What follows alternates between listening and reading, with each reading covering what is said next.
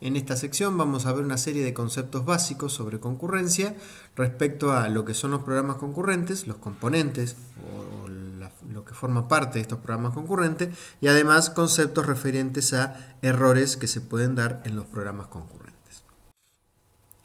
Una de las características que tienen los programas concurrentes es que en algún momento un proceso de este programa puede necesitar un cierto dato que fue generado o que tiene de alguna manera otro de los procesos. Bien, necesita conocerlo para poder avanzar en lo que sería la solución del problema que estamos resolviendo con este programa. Bien.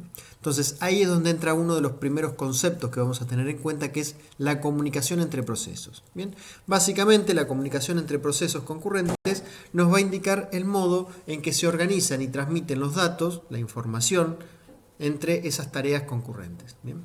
Esa organización que uno va a utilizar requiere especificar ciertos protocolos que nos permitan controlar cómo progresa esa comunicación y que la comunicación se haya realizado de forma correcta, que el dato que un proceso tenía y que el otro necesitaba sea justamente ese el dato que llegó y no modificado. Bien. Básicamente, la comunicación entre procesos concurrentes se puede clasificar en dos grandes grupos. Bien. Comunicación por memoria compartida o comunicación por pasaje de mensaje. Bien.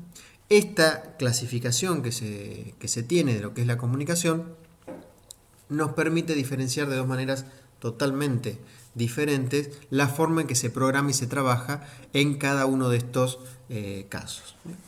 En el caso de la comunicación por memoria compartida, lo que vamos a tener, o lo que se necesita, sí o sí, es algún lugar de memoria a donde todos los procesos puedan acceder. Bien. Entonces, ¿cómo se hace la comunicación? Básicamente dejando los datos o la información en alguna de estas posiciones de memoria y donde otro de los procesos puede tomar de esa dirección de memoria o de ese espacio de direcciones de memoria, puede tomar el dato que necesita. Bien. Todo se va a hacer a través de esa memoria compartida. Bien. No significa que únicamente tengamos que tener una memoria compartida físicamente, sino que además todos los procesos que forman parte de ese programa concurrente tienen que acceder al mismo espacio de direcciones. Bien. Del otro lado, totalmente opuesto, lo que tenemos es la comunicación por pasaje de mensaje. En este caso, la idea de este tipo de comunicación es que las unidades de procesamiento estarían separadas, en máquinas separadas, donde no existiría en principio una memoria compartida entre ellos dos. Entonces la comunicación se tendría que hacer enviando mensajes a través de alguna red de interconexión. Bien, bueno. Esta comunicación por pasaje de mensaje, que como digo está pensada para una arquitectura distribuida donde los procesos están separados, los procesadores, perdón, están separados y necesitan esa comunicación a través de la red de interconexión, bueno, también puede ser utilizado en una máquina que tenga memoria compartida y donde esos canales por donde se hace la comunicación en realidad se simulan a través de un espacio de memoria. Pero los procesos que forman parte del programa concurrente no pueden acceder al mismo espacio de direcciones. Bien, cada uno tendría su propio espacio de direcciones, donde el único que va a conocer esa información es el proceso dueño de los datos, y sí o sí para poder compartir esa información, para poder enviarle o darle la información a otro proceso, lo va a tener que hacer a través de algún mensaje. Bien. Acá está un poquito lo que expliqué recién. En el caso de memoria compartida, como dijimos, los procesos van a intercambiar la información por medio de ese espacio de direcciones compartidas, dejando o sacando cosas de ese lugar. Bien. Por un lado, la comunicación desde algún punto de vista es sencillo, porque uno alcanza con dejar un dato en una variable compartida, por ejemplo, para que el otro ya lo pueda ver y utilizar. Pero tiene también sus cuestiones de complejidad o sus problemas, bien, sus desventajas, que es que hay que tener mucho cuidado con el uso de esos lugares de memoria que son compartidos, porque podemos tener problemas si, por ejemplo, dos procesos al mismo tiempo quieren modificar una misma variable, por ejemplo. Bien. Entonces, más allá de que la comunicación en sí es sencilla, vienen otros problemas que son los errores que se pueden provocar cuando uno está trabajando con esa memoria. Entonces necesito, cuando trabajo con memoria compartida, básicamente, o en la mayoría de los casos, mejor dicho, voy a necesitar de alguna manera que la herramienta que utilice me brinde alguna herramienta concreta que me permita bloquear y liberar el acceso a una posición de memoria. Entonces, si yo quisiera modificar una variable, primero tengo que bloquearla, después modificar y después liberar esa posición en particular de memoria. ¿Bien? De esa manera me va a asegurar de que no hay dos procesos, por ejemplo, que estén modificando al mismo tiempo la misma variable. ¿Bien? Lo que se usa habitualmente, o se puede utilizar, es una especie de semáforo, ¿bien?, que nos va a permitir habilitar o deshabilitar el paso para poder usar estas variables compartidas. ¿Bien? Una de las cuestiones, y ya metiéndonos un poquito en lo que sería sobre qué máquina se puede trabajar con este tipo de comunicación, básicamente vamos a necesitar sí o sí una máquina que tenga una memoria compartida, que permita que los procesos que forman parte del programa concurrente puedan acceder a un mismo espacio de direcciones. ¿Bien? Entonces, no cualquier arquitectura paralela, no cualquier conjunto de máquinas, no cualquier máquina me va a permitir trabajar con este tipo de comunicación. ¿Bien? Como había mencionado antes, del otro lado, en el otro extremo, está la forma de comunicación, la comunicación a través de pasaje de mensajes. La idea acá, obviamente, como dije, es o está pensado inicialmente para aquellos procesos que están en procesadores separados, independientes, ¿bien? Donde la única forma de poder conectar esos procesadores que están distribuidos era a través de alguna especie de red de interconexión, algún enlace. Bien, entonces la idea, en el caso de pasaje de mensajes, es que vamos a tener canales lógicos o físicos que me permitan transmitir la información que necesita un proceso, transmitirlo a través de esos canales. Bien, esto lo que necesita es, por un lado, poder tener esos canales, poder definir esos canales, necesita que existan sentencias o primitivas que nos permitan hacer el envío y o la recepción de esos datos que se mandan a través de los canales. Bien, y además es importante también que los procesos deben saber en qué momento se tienen que comunicar, cuándo tiene que enviar una información, cuándo tiene que recibir, en muchos de los casos de quién en particular tiene que enviar o recibir una información y demás. Bien.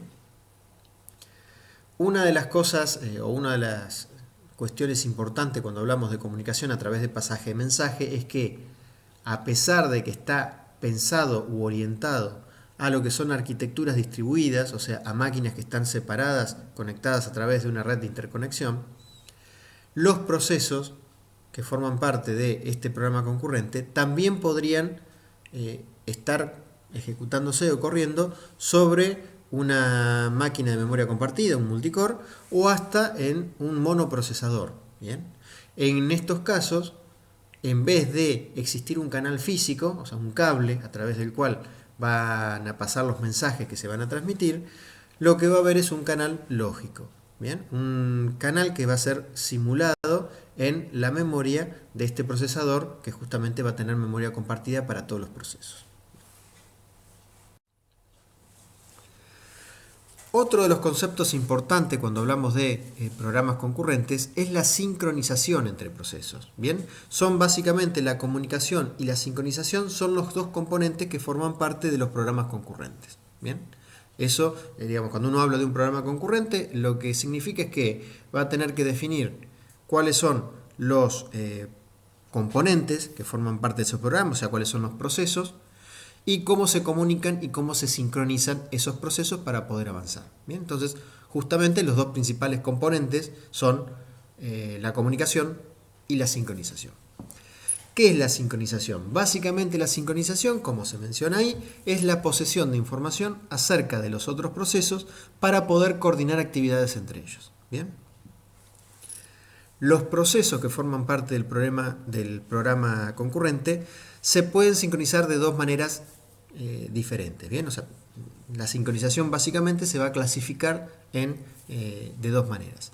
Por exclusión mutua, bien, una sincronización por exclusión mutua o sincronización por condición. Bien, son básicamente los dos tipos de sincronización que existen en un programa concurrente y que actúan o sirven para con distintos objetivos y actúan de manera distinta. Bien. Básicamente lo que es la sincronización por exclusión mutua, lo que nos permite es asegurar que un único proceso a la vez está accediendo a utilizar un recurso compartido que obviamente puede ser usado por un único proceso a la vez. Por ejemplo, una variable compartida que tiene que ser modificada. Por ejemplo, el uso de una impresora o de cualquier periférico que pueda ser utilizado en una máquina por un único proceso a la vez. Bien, entonces yo de alguna manera tengo que asegurarme de que hay un único proceso que en ese momento lo está utilizando. Y hasta que ese proceso no termine de trabajar con ese recurso compartido que puede ser usado por un solo proceso a la vez, entonces nadie debería poder acceder a utilizarlo al mismo tiempo. Bien, entonces esa es la sincronización por exclusión mutua. Bien, la que me permite asegurar que el uso de un recurso compartido está siendo realizado por un único proceso a la vez.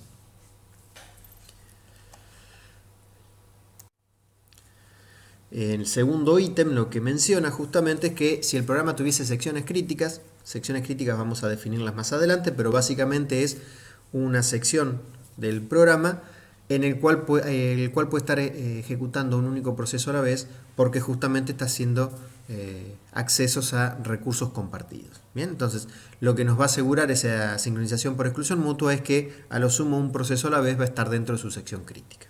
Bien. En el otro lado tenemos lo que es la sincronización por condición. Bien. Este tipo de sincronización lo que nos va a permitir es que un proceso bloquear a la ejecución de un determinado proceso hasta que una determinada condición se dé, sea verdadera. Bien. Entonces necesito esperar a que algo ocurra para poder continuar. Por ejemplo, un ejemplo muy claro. Si yo necesito sacar un elemento que hay en una cola para después trabajar con ese elemento, yo no puedo ir y sacarlo, hacer el pop. Necesito esperar a que esa cola no esté vacía para recién poder hacer el pop y sacar el elemento de esa cola. ¿Bien? Un ejemplo justamente claro de un problema, de alguna manera, concurrente, que debe utilizar ambos mecanismos de sincronización en su resolución, es la utilización de un área de memoria compartida. ¿Bien? Tener un buffer limitado, o sea, tener un espacio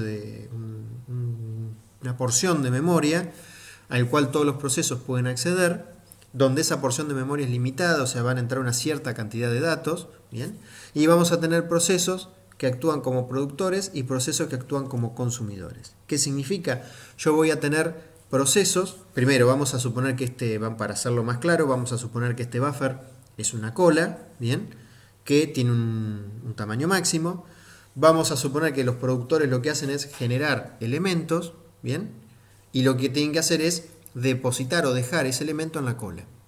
¿Qué ocurre? Si la cola está llena, el proceso productor no puede dejar el elemento hasta que alguno de esos elementos se haya consumido, alguien lo haya tomado y entonces haya dejado un espacio en esa cola. ¿Bien? Lo mismo ocurre del otro lado con los otros procesos, los consumidores. Los consumidores obviamente no pueden tomar un dato de esa cola o de ese buffer y utilizarlo hasta que no haya un dato en ese buffer. Bien, entonces el consumidor va a tener que esperar a que haya al menos un dato en el buffer para poder tomarlo y trabajar con él. Bien, entonces ahí podemos ver de que se dan ambos tipos de sincronización. Por un lado, la sincronización por condición, lo que mencioné recién. El consumidor tiene que bloquearse hasta que haya algo en el buffer para poder sacarlo. El productor tiene que bloquearse, si el buffer estuviese lleno, tiene que bloquearse hasta que haya un espacio para poder dejar el elemento. Esos dos casos son ejemplos de sincronización por condición. Tienen que esperar a que se dé una condición para poder continuar. Del otro lado, de la otra manera, tenemos lo que sería la sincronización por exclusión mutua. Está bien, una vez que supónganse que hay más de un productor que quiere dejar un elemento. ¿Bien? Supongamos que hay un único espacio, un único lugar libre en ese buffer. Bueno, los productores entre sí, que puede haber más de uno que quiera dejar un elemento ahí, van a tener que sincronizarse entre ellos con exclusión mutua justamente, bien, por exclusión mutua, van a tener que sincronizarse ¿para qué? Para que de los 2, 3, 4, 5 productores que quieren dejar un elemento ahí, uno solo lo pueda hacer. ¿Bien? Lo mismo ocurre con el caso de los consumidores. Si hubiese muchos que quieren tomar un elemento al mismo tiempo, bueno, tienen que sincronizar entre ellos por exclusión mutua para que a un elemento en particular lo tome uno solo de esos procesos consumidores. ¿Bien? Esa es la idea de cómo este pequeño problema, que es sumamente conocido y que lo vamos a ver con todas las herramientas que veamos de concurrente, que es el proceso el problema de productores consumidores o de buffer limitado. Bien, bueno, es un ejemplo concreto donde se utilizan los dos tipos de sincronización. Ahora vamos a ver una serie de conceptos relacionados con problemas que pueden ocurrir en un programa concurrente. El primero que vemos es el de la interferencia. ¿Bien? La interferencia básicamente es cuando un proceso toma una acción que invalida las suposiciones hechas por otro proceso. ¿Bien? Entonces hubo un proceso que supuso unas ciertas condiciones, un cierto estado de lo que serían las variables y demás compartidas, por ejemplo, que forman lo que sería el estado actual del programa en sí. Y cuando va a trabajar teniendo en cuenta ese estado, resulta que hay otro proceso que modificó algo de ese estado que puede generar, por ejemplo, un error en el proceso que estaba ejecutando primero. ¿Bien? Acá vamos a ver dos ejemplos particulares, obviamente después en el resto de la materia vamos a ver un montón de estos casos. Pero en el ejemplo 1, que es de un mayor nivel de abstracción, para decirlo de alguna manera, lo que vamos a tener son dos procesos que están trabajando con variables compartidas. ¿Bien? Uno de esos procesos tiene que hacer una división por una de esas variables compartidas y obviamente tengo que evitar que la división sea por 0 porque si no nos causaría un error. ¿Bien? Entonces, ¿qué es lo que hace el proceso? Que sería el proceso A2 en este caso.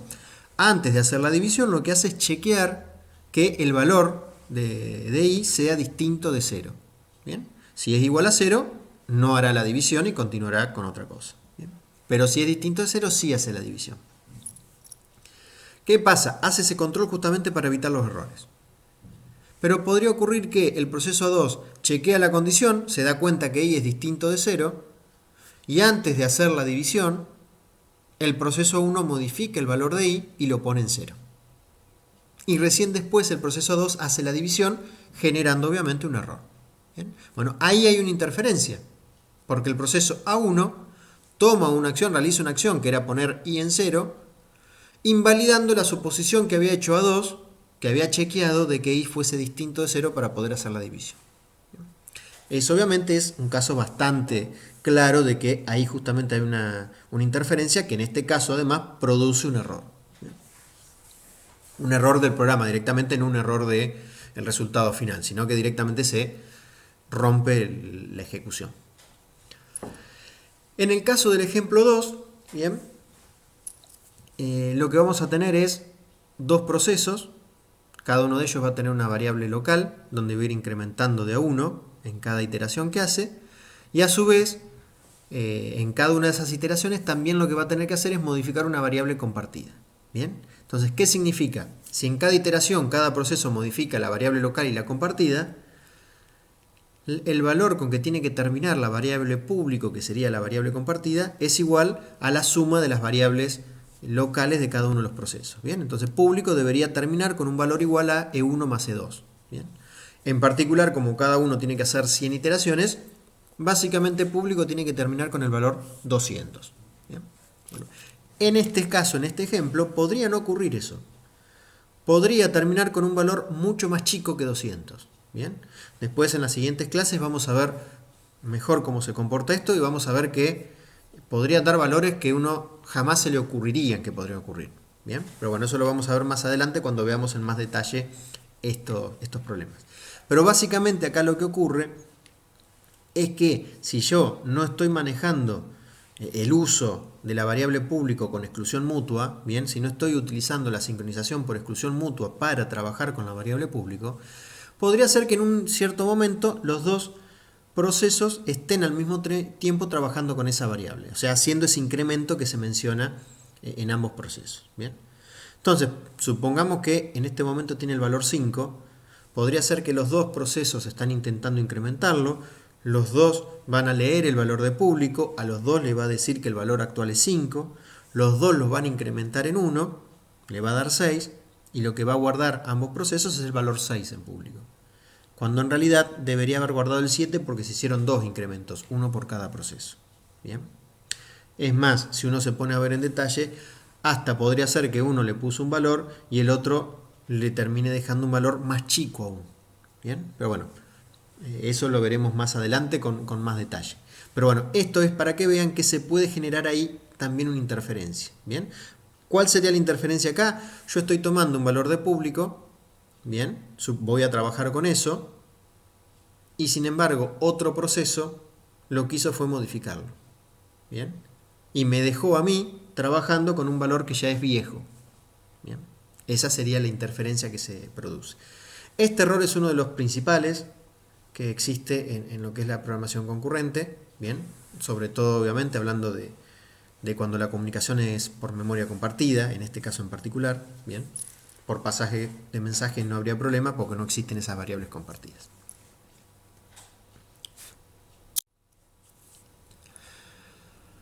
Otro de los conceptos que vamos a ver es el de prioridad y granularidad. Bien. Cuando decimos que un proceso tiene mayor prioridad o es de mayor prioridad que otro en un programa concurrente, eso podría causar que el proceso que tiene menos prioridad sea sacado de la unidad de procesamiento, ¿bien? Se suspenda su ejecución porque el otro proceso se apropió del recurso, en este caso el procesador. ¿Bien? Puede ocurrir con el procesador, que sería más a nivel del sistema operativo, o podría ser con cualquier otro recurso compartido. Supónganse una impresora, supónganse cualquier variable compartida que estemos usando, supónganse cualquier otro, no sé, un teléfono o cualquier otra cosa que estemos simulando del mundo real. Bien, que querramos administrar el acceso a ese recurso compartido. Bien, que tenga mayor prioridad significa que se puede sacar, se puede quitar el proceso que estaba usando ese recurso compartido, obligarlo a salir para que el proceso de mayor prioridad pueda acceder a utilizarlo sin problema. En este caso en particular de la prioridad, hago una aclaración para que ya vayan teniendo en cuenta. Nosotros en general en la material, todos los procesos, desde el punto de vista del sistema operativo, van a tener la misma prioridad, pero además, desde el punto de vista del programa en sí, cuando un proceso tiene mayor prioridad que otro, supónganse que hay jefes y empleados, si el jefe tiene mayor prioridad en usar un cierto recurso, no es que le va a quitar el recurso al empleado, sino lo que va a hacer es, cuando el recurso esté libre, va a tener mayor prioridad, o ahí es donde va a tener la prioridad el jefe respecto a los empleados. Bien, en ningún momento vamos a hacer que se le quite el recurso al proceso que lo tiene en ese momento. Pero bueno, esto es aparte del concepto de prioridad. Es para que tengan en cuenta cuando hablemos en la práctica de manejo de prioridad entre procesos. ¿Cuál es el otro concepto que tenemos que tener en cuenta? La granularidad. ¿Bien? La granularidad de una aplicación está dada por la relación que hay entre la cantidad de cómputo que tiene que hacer y la comunicación. ¿Bien?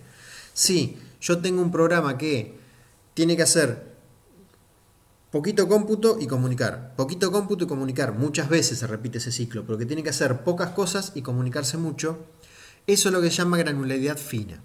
¿Bien? O una solución de grano fino. ¿Bien? Pues yo tengo poquito código, y enseguida tengo que comunicar algo.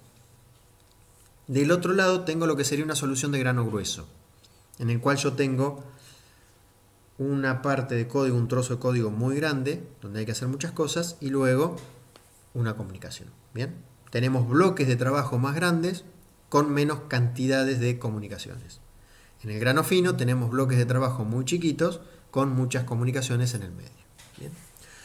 Obviamente la granularidad que tenga una solución que hagamos, por supuesto que va a tener que que definirse esto en base a la aplicación que tenga que resolver, pero también hay que tener mucho en cuenta la arquitectura sobre la cual estemos trabajando, ¿bien? Las máquinas sobre las que estemos trabajando. Hay que tratar de que haga matching la arquitectura con el tipo de aplicación o la granularidad de la aplicación, ¿bien? Si yo tengo una máquina que es muy potente el procesador, la unidad de procesamiento, y es muy lenta la comunicación, ¿bien? Entonces a mí en ese caso no me convendría poner una solución de grano fino, porque en realidad en lo que es más importante la máquina voy a tener que hacer muy poquitos cómputos y voy a tener que comunicar mucho, que es lo costoso para esa arquitectura. Bien, en un caso de esa arquitectura, que también la vamos a llamar una arquitectura de grano grueso, bien, porque básicamente tiene mucho más potencia de cómputo y es muy mala en relación, ¿no? La comunicación es mala. Bueno, entonces en ese caso me conviene que cada trozo de código trabaje haga muchas operaciones y se comunique menos, que es lo que es donde más va a perder tiempo en esa arquitectura. Si yo lo que tengo en cambio es una arquitectura que en general coincide también en que tenemos muchas unidades de procesamiento que tienen poca potencia en sí en relación a la velocidad de comunicación, entonces ahí sí me conviene algo de grano fino, donde puedo dividir la aplicación en muchos más procesos o tareas, donde cada una de esas tareas haga mucho menos trabajo y se tengan que comunicar más. Total, la comunicación es relativamente rápida respecto a la potencia de cómputo. Bien, si uno tuviese acá que tener en cuenta o relacionarlo con las arquitecturas concretamente, la solución de grano grueso estaría más orientada a lo que son los clústeres, bien, máquinas o computadoras que van a estar conectadas a través de una red de interconexión, trabajando justamente con memoria, con comunicación a través de pasaje de mensajes, donde vamos a tener máquinas que pueden ser potentes y una red de interconexión que obviamente va a ser bastante lenta en relación a la potencia de cómputo de las máquinas. Bien, entonces ahí justamente me conviene la solución de grano grueso, donde yo tengo cada proceso que está en una máquina distinta va a ser mucho cómputo y va a tener que comunicarse pocas veces por el costo que le genera. Si yo tuviese un multicore o un manycore hoy en día, donde voy a tener, en el caso de los manycore, cientos de unidades de procesamiento por ahí sí lo que me va a convenir es una solución de grano fino, ¿bien? Donde yo puedo dividir el problema en muchos más pedacitos chiquitos, muchos más procesos o hilos, ¿bien? Donde cada uno hace muy poco cómputo y se comunica mucho porque la red de interconexión, al ser una misma máquina, están optimizadas y demás, hace que la comunicación sea muy rápido. Y además, cada una de estas unidades de procesamiento no suele ser demasiado potente, ¿bien? Tenemos muchas, pero de poca potencia. Bueno, en ese caso, habría que tratar de equiparar y decir, bueno, una arquitectura de ese tipo me conviene una solución de grano fino. Una arquitectura del tipo clúster o distribuida me conviene una solución de grano grueso.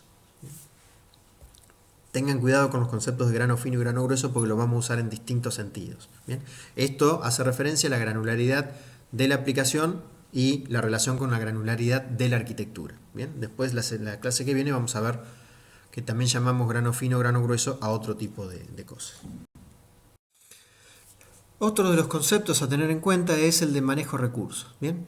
Justamente uno de los temas principales de lo que es la programación concurrente, uno de los usos habituales que se le da, es en la administración de recursos compartidos. ¿Bien? Tenemos un recurso compartido que debe ser usado por diferentes procesos, usuarios, clientes. Bueno, tenemos que de alguna manera administrar el uso de ese recurso, sobre todo cuando ese recurso puede ser utilizado por un único proceso a la vez. Si no, obviamente, si todos pueden acceder al mismo tiempo, no habría inconveniente, pero como en la mayoría de los casos estos recursos pueden ser utilizados por uno solo o un subconjunto de procesos a la vez, bueno, tenemos que de alguna manera administrar su acceso o su uso justamente con lo que es programación concurrente. ¿Bien? ¿Qué está incluido en esto? La asignación de recursos compartidos a procesos, ¿bien? Donde podemos tener alguna especie de proceso administrador que se encarga de definir qué recursos se le da a qué proceso cliente. ¿Bien? Podemos tener que manejar ciertos métodos de acceso. Podría ser que los mismos clientes son los que definen quién es el que le toca acceder o no, bien, como si fuese una cola de espera. Supónganse que tenemos que usar un cajero automático, no va a haber una persona que nos va diciendo ahora le toca a tal, ahora a tal, sino que entre los mismos procesos usuarios son los que van a definir quién es el que puede pasar y quién no, bien. Significa también el bloqueo y la liberación de esos recursos, bien, en qué momento y de qué manera los libero. Bien, no es nada más que liberé y listo, dejé el cajero libre, cualquiera pase, sino que de alguna manera cuando estoy liberando el recurso, por ejemplo, tengo que decirle a tal que pase o realmente lo dejo libre para que cualquiera pase. Bien. Tengo que además manejar lo que sería la seguridad y la consistencia de ese recurso compartido. Bien. Una propiedad deseable de los sistemas concurrentes es el equilibrio en el acceso a los recursos compartidos. ¿Bien? Lo que llama habitualmente el fairness. ¿Bien? ¿Qué significa esto concretamente? Que si todos los procesos tienen que usar un cierto recurso compartido, que todos tengan posibilidad de acceder a él y más o menos con las mismas posibilidades, ¿bien? Las mismas probabilidades de acceder. ¿Bien? Que no sea que un proceso haya accedido 25 veces al recurso compartido cuando hay otro proceso que todavía no logró acceder. ¿Bien? Esa es más o menos la idea, que todos tengan las mismas posibilidades de ir accediendo y poder avanzar de esa manera en el uso del recurso compartido. Hay una serie de situaciones o problemas que se pueden dar que hay que evitarlos. Uno de ellos es la inanición. ¿Bien? Justamente está relacionado directamente también con el fairness, es cuando uno de los procesos nunca logra usar el recurso compartido. Bien, siempre hay otro proceso que le gana el turno. Bien, otro u otros procesos que le gana el turno. Bien, un caso típico de inanición es cuando, supónganse que el recurso compartido se accede de acuerdo al orden alfabético. Bien, y supongamos que las personas continuamente están pidiendo acceder al recurso. Bien. Una persona, supónganse que hay 10.000 personas que están compitiendo por acceder al recurso y seguramente una persona cuyo apellido empieza con Z nunca va a lograr acceder al recurso. ¿Bien? Porque siempre va a haber alguien antes en el orden lexicográfico que va a tener un apellido que empieza con una letra anterior a la Z. ¿Bien? Entonces es muy difícil que el que empezaba con Z logre acceder a ese recurso. ¿Bien? Obviamente esa política de scheduling, esa política para decidir quién es el que puede usar el recurso no es válida, no sirve. ¿Bien? En este caso particular no serviría porque sería muy probable que se produzca la inanición. Otro de los problemas es el overloading, ¿bien? Sobrecarga básicamente de un proceso. ¿Bien? Le vamos a estar asignando mucho más trabajo, muchas más tareas a un cierto proceso del que realmente puede resolver, ¿bien? O mucho más trabajo que al resto de los procesos y de esa manera estaríamos sobrecargando uno y subdimensionando los otros y por lo tanto habría un proceso que va a estar 5 horas trabajando y otro va a estar 10 minutos. ¿Bien? Básicamente eso. Son dos casos, dos problemas que hay que resolver. Obviamente el de la inanición es mucho peor. Y otro problema importante que también ya lo mencionamos a cuando hablábamos del proceso de la competencia entre las abuelas que tejían pulóveres es el problema del deadlock, bien, el abrazo mortal, que esto significaba que dos o más procesos no van a poder continuar con su ejecución porque están esperando que se libere un cierto recurso compartido que otro de los procesos tiene, que tampoco puede continuar y liberarlo porque le falta un recurso compartido que tiene en su poder el primero de los procesos que mencioné. Bien, ese era el deadlock, que obviamente también hay que evitarlo porque si no nunca terminarían los programas. Bien. Estas cuestiones, estos tres problemas se dan habitualmente en lo que sería el compartir algún tipo de recurso. Bien, en esto del manejo de los recursos, el asegurar o el administrar el acceso a esos recursos compartidos. Bien. Justamente acá está con un poco más de detalle y explicado cuáles son las condiciones que se tienen que dar, lo que sería el problema del deadlock, bien, o el abrazo mortal. Justamente ahí la definición que teníamos, dos o más procesos pueden entrar en deadlock si por error de programación ambos se quedan esperando que el otro libere un recurso compartido. ¿Bien? La ausencia de deadlock es una propiedad necesaria en los programas concurrentes. ¿Bien? Tenemos que propiedad significa que es algo que tiene que cumplirse durante todas las ejecuciones y en todo momento. ¿Bien? Es una propiedad justamente porque si se puede llegar a dar ese deadlock, el programa no va a continuar, se queda todos bloqueados, todos dormidos y nadie va a poder continuar trabajando. Al menos esos procesos que forman parte del deadlock. ¿Bien? Entonces hay que evitarlo, como habíamos mencionado también antes, evitar la inanición. Lo que vamos a ver ahora es cuáles son las condiciones que se tienen que dar para que exista. Estas justamente son las 4 propiedades que son necesarias y suficientes para que exista deadlock entre dos o más procesos. Recursos reusables serialmente. ¿Bien? Básicamente lo que quiere decir esto, que van a existir una serie de recursos compartidos que pueden ser utilizados por un único proceso a la vez, ¿bien? Y que se deben, justamente se deben acceder o usar con exclusión mutua. ¿Bien? Una vez que un proceso lo terminó de usar, en algún momento debería liberarlo y ahí lo puede utilizar otro recurso. No son recursos que se consumen y no se pueden utilizar más, sino que lo van a ir utilizando a medida que se va liberando. Pero siempre deben ser utilizados con exclusión mutua. Bien. Adquisición incremental. ¿Qué significa? Básicamente lo que significa es que los procesos van adquiriendo los recursos compartidos que necesitan de a uno y se los van quedando. ¿Bien? Esperan adquirir todos los recursos que necesitan para seguir trabajando. No es que esperan a que estén todos los recursos libres y los toman todos juntos, sino que cuando ven que hay un recurso libre de los que necesita, lo toma. Necesita otro más, espera que esté el otro libre, lo toma. Y así va tomando de a uno los distintos recursos compartidos que necesita. ¿Bien? Cuando los tiene a todos, trabaja.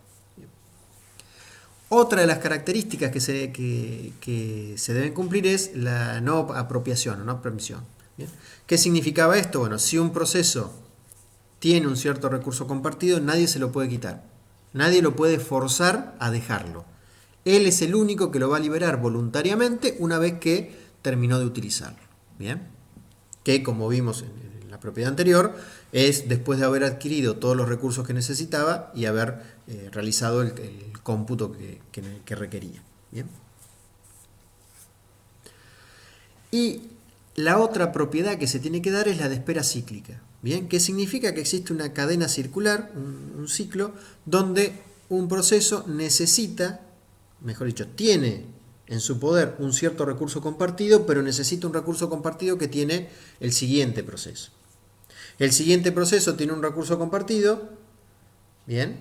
Que es el que necesitaba, en este caso en el dibujo abajo. Tenemos que A tiene un recurso compartido, pero necesita el que tiene B también. B tiene uno, que es el que necesitaba A, pero también necesita el que tiene C. C tiene uno, pero necesita el de D. D tiene uno y necesita el de E. E tiene uno y necesita el de A. ¿Bien? De alguna manera, cada uno de estos 5 procesos que estarían en deadlock, cada uno tiene un proceso, pero necesita otro que tiene otro de los procesos. Bien, básicamente sería eso. Entonces, ¿qué es lo que ocurre? Ninguno de estos procesos va a liberar su recurso compartido. Bien, ¿por qué? Porque justamente tenemos esta adquisición incremental. Los voy tomando de a uno y tenemos la propiedad de no preemption. Así que los voy tomando de a uno y el que tomé no lo voy a liberar hasta que no termine de usarlo. Bien. Entonces, dadas todas estas condiciones, obviamente, en este caso particular, nadie podría avanzar. ¿Bien? Cada uno tendría un recurso diferente, ninguno podría adquirir el segundo recurso que necesita, por lo tanto ninguno va a poder avanzar. Los 4 se quedan bloqueados ahí de por vida. ¿Bien? Entonces, esas son las 4 propiedades que se deben dar en un momento para que exista deadlock.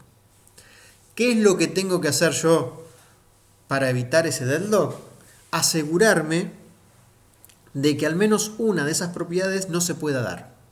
Bien, obviamente después vamos a ver soluciones y demás, pero lo que necesito es asegurarme que alguna de esas 4 propiedades en un cierto programa no se pueda dar.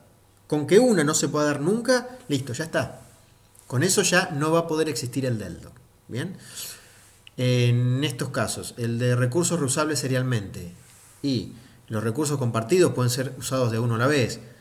Eso no lo voy a poder cambiar, si no estaría cambiando totalmente el trabajo que hay que hacer. Bien, no tendría sentido. La adquisición incremental. En ese caso podría tener cierta... Podría romperlo fácilmente. Obviamente después hay que ver qué tan eficiente y buena es esa solución. Pero uno podría romper esa adquisición incremental diciendo que todo el paquete de recursos, todos los recursos compartidos que se necesitan son un paquete. Y se toma todo o nada. ¿Bien? Si yo necesito el recurso A, B y C, hasta que no están los tres libres, no los puedo tomar. ¿Bien? De esa manera, la adquisición no es incremental, sino que se toma todo junto, entonces ya no existe la posibilidad de que haya deadlock en una ejecución.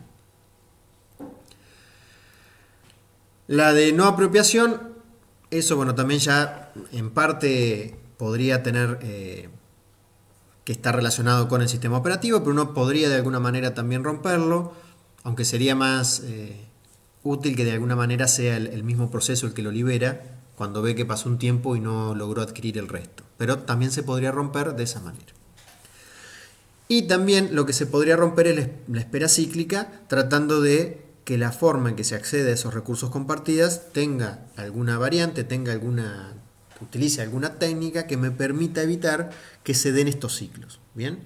Si no se van a dar estos ciclos, entonces no habría problema. Por ejemplo, en este caso que estoy mencionando abajo, si nunca podría ocurrir que los 5 procesos van a tener un recurso compartido cada uno, siempre a lo sumo hay 4 que obtuvieron un recurso y el otro quedó libre, no pudo obtener nada, bueno, entonces de alguna manera estoy rompiendo esa espera cíclica. ¿Bien? Pero más adelante, en clases posteriores, veremos algunos ejemplos de esto. ¿Bien? Lo que sí es importante es que evitemos la posibilidad de que haya deadlock. Bien, ese es lo importante. Otro de los conceptos que tenemos que ver son los requerimientos que hay que hacerle al lenguaje concurrente que vayamos a utilizar. Cuando hablamos de lenguaje, hacemos referencia tanto a lenguaje completo, como en el caso de Ada o Java, o a librerías que nos permiten, usándola con un cierto lenguaje, agregarlas a ese lenguaje para que nos brinde la concurrencia. Por ejemplo, OpenMP, Pthread y MPI, que son librerías para justamente trabajar de forma concurrente o paralela, que se puede utilizar, por ejemplo, con el lenguaje C. Independientemente de los mecanismos de comunicación o sincronización que requiere un programa, lo que vamos a necesitar que estos lenguajes nos brinden la posibilidad, alguna primitiva, algo que nos permita especificar tanto la comunicación como la sincronización por exclusión mutua y por condición. ¿Bien? Obviamente, además de todo eso, lo principal que necesitamos también es que nos permita definir cuáles son las porciones de código que se pueden ejecutar en forma concurrente. ¿Bien? Definirla a través de definir procesos, definir hilos o threads, definir tareas. ¿Bien? Pero tenemos que tener de alguna manera la posibilidad de definir cuáles son esos módulos que van a formar parte de este programa concurrente. ¿Bien? Y a su vez después ver cuáles son los mecanismos que me da la librería para hacer exclusión mutua, para hacer sincronización, mejor dicho, por exclusión mutua, cuáles son los mecanismos que nos da para hacer sincronización por condición y cuál es el mecanismo que nos da para poder realizar comunicaciones entre esos procesos. ¿Bien? No significa que para cada una de esas tres cosas nos tenga que dar mecanismos distintos. Podemos usar lo mismo para hacer ambos tipos de sincronización, podemos usar lo mismo para hacer ambos tipos de sincronización y comunicación, o podemos usar herramientas distintas para cada cosa. Pero me tiene que dar la posibilidad de que los procesos puedan comunicarse entre ellos o compartir información, que puedan sincronizarse por exclusión mutua, ¿bien? Para acceder a un recurso compartido de uno a la vez, o que puedan sincronizarse por condición para ver cuando un proceso tiene que esperar que otro haya llegado a un cierto punto. ¿Bien? Todo eso es lo que me tiene que brindar el lenguaje. Si no me brinda esas posibilidades, bueno, entonces es muy limitado lo que puedo llegar a resolver. Si no me brinda ninguna de esas posibilidades, no puedo hacer nada. Si únicamente me permite generar las porciones de código que se ejecutan en forma concurrente, pero no puedo hacer ni sincronizaciones ni comunicaciones, lo único que voy a poder ejecutar son procesos que trabajan independientemente entre sí. ¿Bien? Entonces, bueno, eso es lo que necesita brindarme el lenguaje o librería que utilice. Ahí abajo hay una serie de ejemplos de programas de lenguajes concurrentes o librerías concurrentes y paralelas. En el caso de Ada, por ejemplo, que es un lenguaje al igual que Java, o en el caso, por ejemplo, de OpenMP, Pthread, MPI, como dije antes, que son librerías. Esas tres son las más utilizadas justamente cuando hablamos de, hoy en día, cuando hablamos de realmente hacer aplicaciones que trabajen de forma eficiente sobre arquitecturas paralelas y demás. Digamos, para el paralelismo lo que se utiliza hoy en día son esas tres librerías, obviamente sobre algún lenguaje con bajo nivel de abstracción como sería C, ¿bien? Que es sumamente eficiente en ese sentido. ¿Bien? Otra de las cuestiones que hay que tener en cuenta son los problemas asociados con la programación concurrente. Hasta ahora está todo muy lindo, pero no es que uno agarre un programa secuencial, divide el programa en cachos y esos cachos son los que manda a ejecutar como procesos, hilo o tarea y listo, que se ejecuten. Es más complejo. ¿Bien?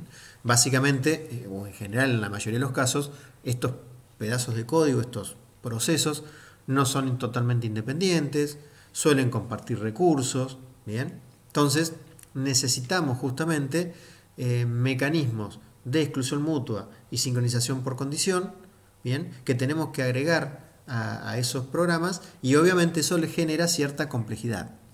Por ahí son para evitar ciertos problemas que se pueden dar una vez cada 1.000.000 de ejecuciones, pero para que realmente estemos seguros de que nunca va a ocurrir un error, tenemos que asegurar que no se puedan producir. ¿Bien? Otra cuestión a tener en cuenta es que los procesos iniciados dentro de un programa concurrente podría ser que en un momento ya no existan. ¿Bien? Podría ser que no existan y que los otros procesos o algunos de los otros procesos no se hayan enterado que no existan. ¿Bien? Y que quieran seguir de alguna manera interactuando con ellos cuando no están. ¿Bien? Esa pérdida de la vida puede ser porque se bloquearon de forma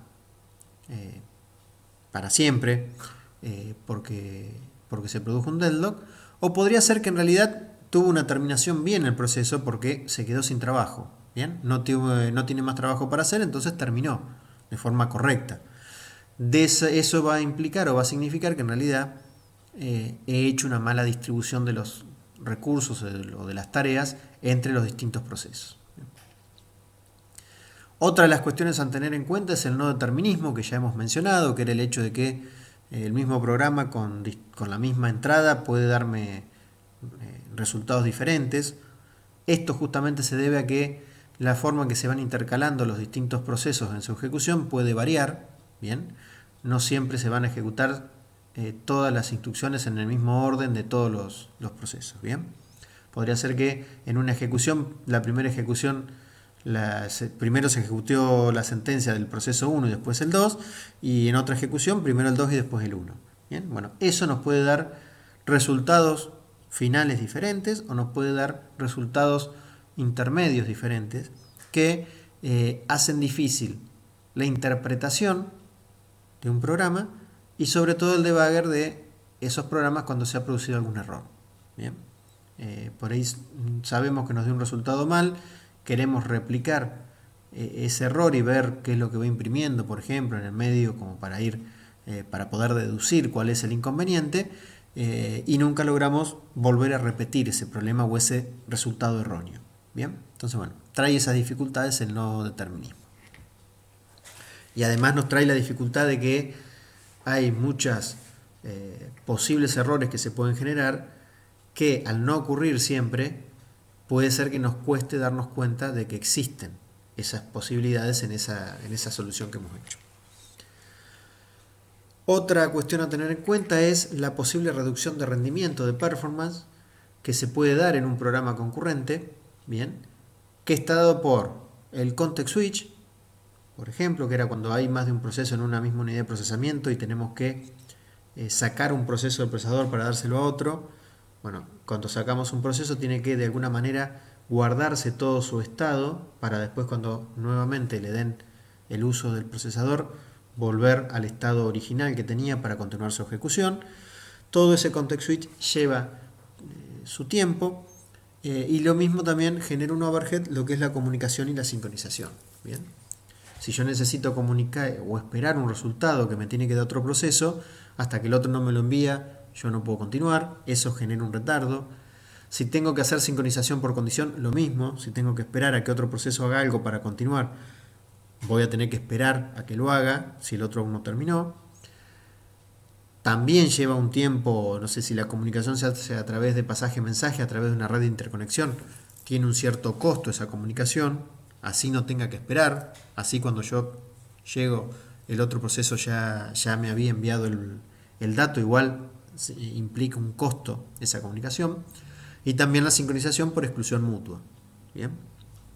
Más allá del overhead que genere la herramienta que se utilice para hacer la sincronización por exclusión mutua, el hecho de que se secuencialice todo lo que se está haciendo dentro de esa o todo lo que se está haciendo con exclusión mutua se tenga que secuencializar, porque no puede haber dos al mismo tiempo ejecutándolo, hace que también los procesos vayan teniendo un cierto retardo hasta que de alguna manera le toca su turno de poder entrar a hacer lo que tiene que hacer con exclusión mutua. Tiene también el inconveniente que tiene lleva un mayor tiempo de desarrollo y puesta a punto. Bien. En el desarrollo, bueno, obviamente, sobre todo porque estamos más acostumbrados a pensar la solución de forma secuencial, entonces nos cuesta más pasar eso después a concurrente, pero sí es difícil o es más costoso en tiempo tratar de ver todos los posibles errores que se pueden generar y cómo evitarlos, bien, que por ahí al trabajar con un único hilo de ejecución no se pueden dar, bien.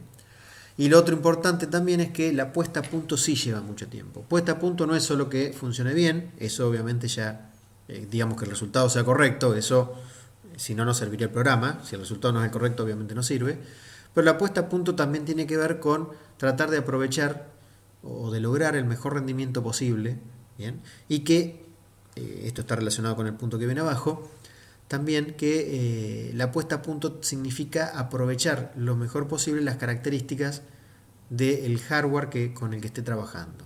Bien, tratar de que el programa que haga aproveche esas características para de esa manera reducir lo más posible el tiempo de ejecución de la aplicación. Bien.